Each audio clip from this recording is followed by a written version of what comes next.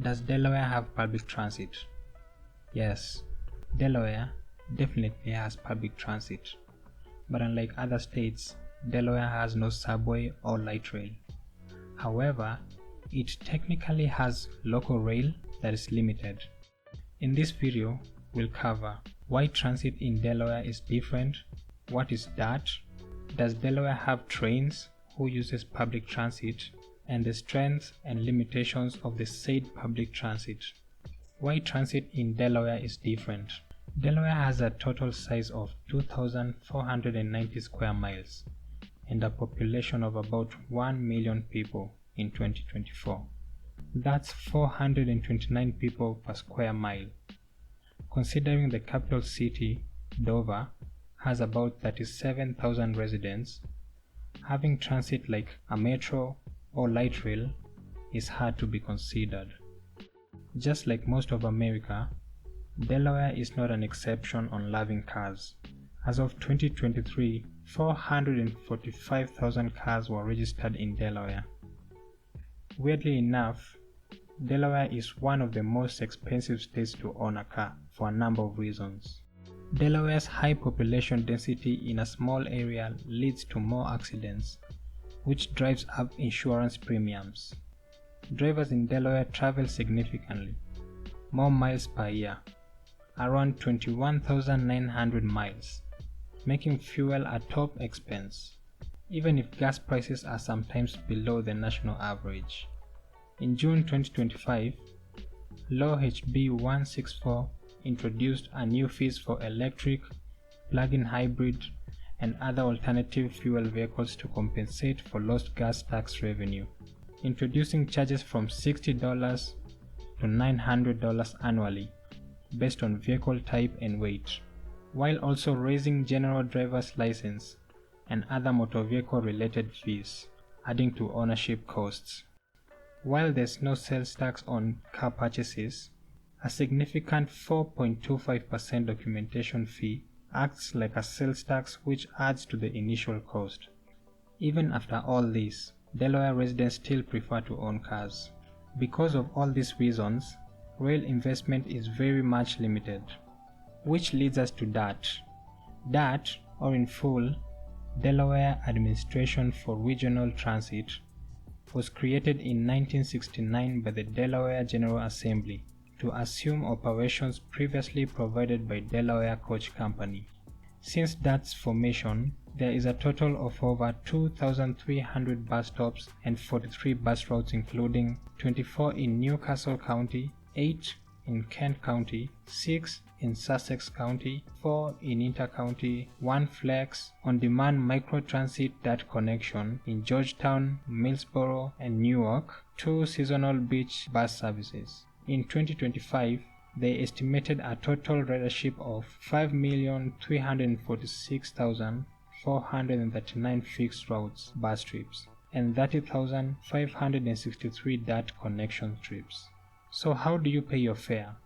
The fare can be paid in one of 4 ways: in cash, with DART Pass mobile app, a pass, or with a DART ticket. If you ride more than 2 buses a day or have a transfer, the best way for you is to get a pass. Does Delaware have trains? Remember when I said that technically Delaware has a local rail that is limited? Let's talk about it. To start, Delaware does not have an interstate commuter rail like New York or Chicago. What they do have is the Amtrak. When it passes by the North Corridor, it stops by Newark and Wilmington. SEPTA, or in full Southeastern Pennsylvania Transportation Authority, is a large public transit system serving the greater Philadelphia area, offering buses, subways, trolleys, and regional rail. Their reach in Delaware is limited, only serving the stations of Claymont, Wilmington, and Churchman's Crossing and Newark. The line also operates on tracks owned by Amtrak, for which the state of Delaware pays a usage fee. Additionally, Delaware contributes millions of dollars annually to SEPTA for operating costs within its borders. The service is considered limited because it does not extend further south to the state, such as to Dover or beach areas, nor does it offer the variety of bus and trolley routes found in the Pennsylvania counties that are part of the core SEPTA district. The service is also dependent on specific funding agreements between two states, which have recently faced potential cuts due to SEPTA's budget shortfalls. In conclusion, Delaware has trains, but not for everyday local travel. Right now you might ask, why don't they just build their own subway or metro? But there's reasons why it's hard to do that. Firstly, the cost of building a subway or metro will be very much expensive compared to the population of the state, leading to the density requirements for subways. For this project to be cost effective, you will need at least 30,000 people per square mile, or if it's a light rail, it needs at least 18,000 people per square mile. Delaware simply does not meet those numbers. If we compare to a city like New York that has over 8 million residents with more than 27,000 people per square mile in Manhattan alone, and others like Washington DC and Chicago, you can see the big difference.